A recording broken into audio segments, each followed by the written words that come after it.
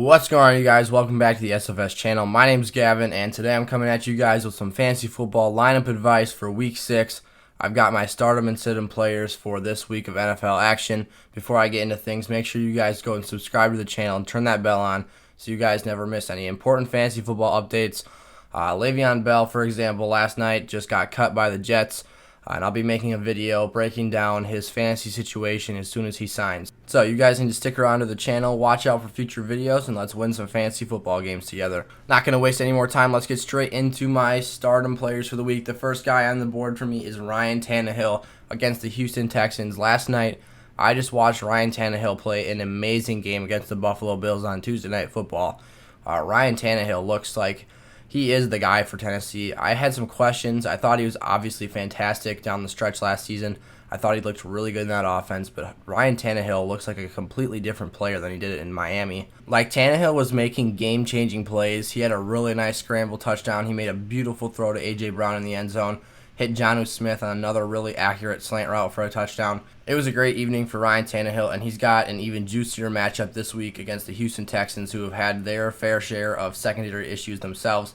I think with A.J. Brown, if Corey Davis can suit up for that game, they're going to be in for a big afternoon, and Ryan Tannehill should have an excellent fantasy performance. Next up, two more matchups I like. DJ Chark is currently going into the week listed as questionable, but himself, Gardner Minshew, James Robinson, even Laviska Shenault are extremely favorable players this week in fantasy against the Detroit Lions. I think that the Lions are just struggling everywhere defensively. Their run stop is not good. Their secondary is getting obliterated, and DJ Chark is the perfect guy to beat up that secondary. He's an athletic, lanky, and fast wide receiver who I think is just going to run through that secondary. I think he goes over 100 yards this week, and he gets in the end zone as well. So DJ Chark is a must-start for me. Gardner Minshew, obviously, as a result, he's going to have a nice afternoon. And then James Robinson on the ground should be in for a big day as well. This one hurts for me, but it's been a reality for me so far this fantasy season. I'm telling you guys to start your running backs against the Green Bay Packers. Ronald Jones and the Tampa Bay Buccaneers are not an exception. Ronald Jones, clearly, and this makes me happy, he is the guy for Tampa Bay. He's been getting the majority share of touches. I know that Fournette's banged up, but it just makes me happy to see the guy get his fair share of work. He's been the should-be starter for 2 years now, in my opinion. And I thought that he was really going to lose that job to Fournette, who I don't like as much. So, really glad for Ronald Jones that he's getting this opportunity finally, and I think he has a nice night against Green Bay. Next up, I've got almost a sleeper player. He's on the upward trend. If you've got this guy in your fantasy lineups and standard leagues, you are definitely loving life right now. Damian Harris for the New England Patriots looked exceptional in his first start of his career. He went very efficiently, over 5 yards per carry. He hit over 100 yards. Damian Harris is a guy that I think is just going to be a hammer, and he's a very efficient running back. So I think that if you guys have him as an RB2 or flex player, Damian Harris is providing very, very good value for your lineups, and he's helping you guys win your matchups. And I like his matchup again this week against the Broncos, who lost Terrell Casey for the season, who's their best run stopper. And I think that Damian Harris could really be a difference maker for your team this week. So go ahead and give him a start. I would maybe shy away from him a little bit more in PPR leagues, but half PPR and standard are great plays for Damian Harris this week. Another weekly pencil in for stardom players at wide receiver is against the Atlanta Falcons defense, and that's not any different this week for the Minnesota Vikings. Adam Thielen and Justin Jefferson need to be in your lineups this week. There's only very rare exceptions where you have wide receivers that you should be playing over these guys. The two of them are very, very productive wideouts, and the Falcons defense is just in tatters right now. So start your Vikings wideouts against the Falcons. You're not going to regret it. The Atlanta defense can't cover anything. I could see the two Minnesota wideouts going for over 100 yards apiece and having 3 touchdowns to split between the pair. The next guy I love this week is Michael Gallup against the Arizona Cardinals. Obviously, Andy Dalton had to come in when Dak Prescott had that gruesome leg injury. And Andy Dalton showed a clear preference, in my opinion. When I watched the game in the big spots, Andy Dalton was throwing to Michael Gallup. And that shows me that that is the wide receiver he trusts the most. He still sprinkled it into CeeDee Lamb a little bit, but a guy I'm getting kind of nervous about is Amari Cooper. He's kind of trending down and down. His amount of targets went down with Andy Dalton, that's for sure. And overall, he just hasn't been the elite fantasy producer that we expected at the draft position. You guys were taking him at.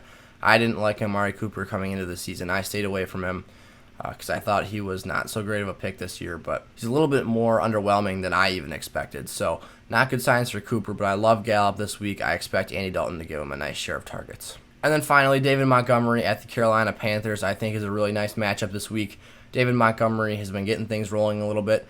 He's been getting some nice touchdowns to save his fantasy production, and the Panthers just aren't good at stopping the run. They're very, very good against the pass, but the run game is not their specialty, and I see David Montgomery having a nice afternoon against them. Now onto my sit list. I feel like this is the third straight week I've said this, but do not play Carson Wentz this week.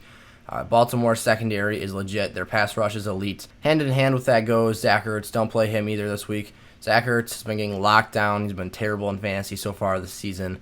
And between the two of them, I just don't like what I see. Carson Wentz and Zach Ertz have been really, really, really disappointing this fantasy season. And they have a terrible matchup this week. I would avoid them if you can. Find a stream. Find Andy Dalton. I'd play Andy Dalton over those guys. So make sure you're making educated fantasy lineup decisions. I know it's nice to play those big name guys, and it's hard to take them out of your lineup. But sometimes playing the better matchup is better than playing the more talented player. Another no-brainer for me, Baker Mayfield should not be starting against the Pittsburgh Steelers. He's going to get sacked a bunch. He's going to be under heavy pressure. He's probably going to throw picks in this game. The Steelers are just good at defense. They're good at disruption is really what it is. They're good at creating pressure, which makes you force throws, and in turn, that forces turnovers. So Baker Mayfield's in for an ugly day. I could see him getting strip sacked a couple times by T.J. Watt and such as well, Bud Dupree. So stay away from him in your lineups as well. I don't know if you can necessarily go as far as to say sit Kareem Hunt this week, but he's going to be in the same situation as Miles Sanders was last week. He's going to have a really, really tough matchup, and he's going to need an explosive play, touchdown dependency.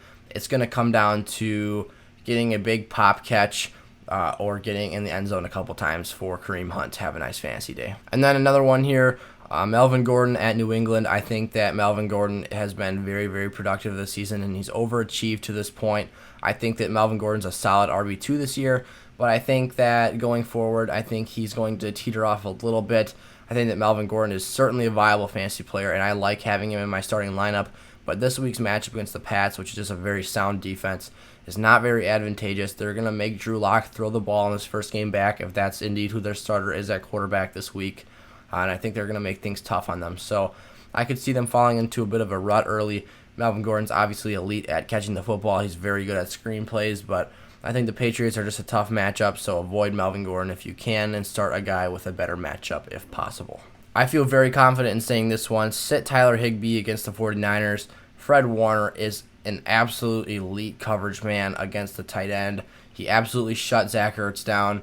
He's been phenomenal. His passer rating when targeted is like in the 40s. He's a very, very high-level producer for that defense. Tyler Higbee had a down week this week, I believe, and he's in for another one against the 49ers. They're exceptional at defending tight ends and those intermediate crossing routes, so don't play Tyler Higbee this week. And then on the other side of that matchup, don't play your 49ers wide receivers, the Rams. You're either looking at Ayuk or Deebo Samuel. One of them is going to get shadowed from Jalen Ramsey. It's probably going to be Deebo Samuel, who's the more talented of the two anyways, and Deebo Samuel will in turn be kind of shut down for the game. He might get some nice end arounds. He might get in the end zone, but it's just a thing you're not very confident about. If you got better options at wide receiver, go for it. I would assume you would. Deebo Samuel is really solid, but I've got him in leagues where I've got 3 or 4 guys who I feel comfortable playing over him anyways. So avoid Deebo Samuel, avoid Brandon Ayuk, and look for other players in your lineup. All right, I've actually got a bit of a new segment for you guys here. I've got a scenario from one of my commenters on yesterday's video. It's my Week 6 buy low and sell high candidates video, as well as a waiver wire advice. And I had a commenter ask me, he said his team isn't doing so good this year, and he wants some advice on his lineup, on his team, how to manage things. And I looked at it, and I actually thought he had a very solid core for his team. I think that he's just kind of dealing with injuries right now, and I'm going to try and help him stay afloat here. So taking a look at his roster here, he's got CEH, Alex Madison, Christian McCaffrey, and Austin Eckler, 2 banged-up running backs, 2 studs. And then at wide receiver, he's got DJ Chark, Terry McLaurin, Cooper Kupp, and A.J. Brown. And here's how I see that team, and here's how I think that that should be approached this week in regards to who you're starting and who you're sitting for that lineup. CEH is an obvious pencil in half PPR and PPR formats. He's a must-start guy. He'll get a lot of catches, and CEH is a guy you want on your fantasy team. for PPR leagues. So CEH is a clear RB1 for me. I think he's been facing a little bit of a downhill performance ever since week 1, but I think that things are going to start trending back up when Kansas City realizes they need to run the ball more and they need to slow the pace of the game down. So CEH, the guy I love, he's an RB1 for me. And then for the time being, Alex Madison is a must-start, pencil in at RB1 as well, and he's got a great matchup against the Falcons this week. Until Dalvin Cook returns, Alex Madison is a must-start player, and Alex Madison is a guy you can depend on every week. And then at wide receiver, the two guys I like starting most this week are DJ Chark and Terry McLaurin. DJ Chark, I obviously just went over, has that great matchup against the Lions if he plays this week. And then Terry McLaurin has another great matchup. The New York Giants secondary is not too hot this year, so Terry McLaurin might be in for a big day as well. I would start those two there. And then at flex, you're either deciding between A.J. Brown or Cooper Kupp here. I'm personally going to tell you to go with A.J. Brown. Cooper Kupp's dealing with the San Francisco 49ers secondary. Their pass rush is very good. The Rams, I think, will have a little bit of a downtick offensively, and they're in turn not going to be able to pass the ball as well. Cooper Kupp is that guy that eats up receptions for Jared Goff. He's the slot guy. He does a lot of that intermediate work, and he gets some nice volume. But I think that overall the secondary is going to do a good job. I think that zone in the middle of the field, Fred Warner, they're going to be picking off those plays, and they're going to be ready for it on Sunday. A.J. Brown, on the other hand, has a more favorable matchup against the Houston Texans. Their secondary as a whole is a lot weaker. Their defense as a whole is a lot weaker. He will face shadow coverage from Ronald Darby, which is a big concern. But I think that A.J. Brown is good enough to get the job done, and all you have to do is get the ball in his hands. I think that A.J. Brown has a better potential to break away plays when he has the football in comparison to Cooper Kupp. I think that A.J. Brown is dominant at the point of attack, whereas Cooper Kupp is a little bit more passive. I'll personally be starting A.J. Brown in a league myself this week, so I'm very confident in the decision there. I think there's potential for both of these players to have decent outings, but I think there's potential for both of them to slightly underperform as well. I think that A.J. Brown simply has the better chance to overproduce, so that's why I think you should go with him in your flex this week. I hope you guys found that part of the video helpful and of use. If you guys have any more further questions, make sure to put those in the comment section down below. I will get back to you guys. My goal is to get back to everybody who comments down there, answer every question that I get. So thank you guys so much for being active on the channel. Thank you guys so much for watching. Subscribe to the channel, turn the bell on. It'd mean the world to me, and it'd be a huge help. I really want to help you guys out as well with this fantasy season moving forward. So, again, thank you guys. I'll see you guys next time. Peace out.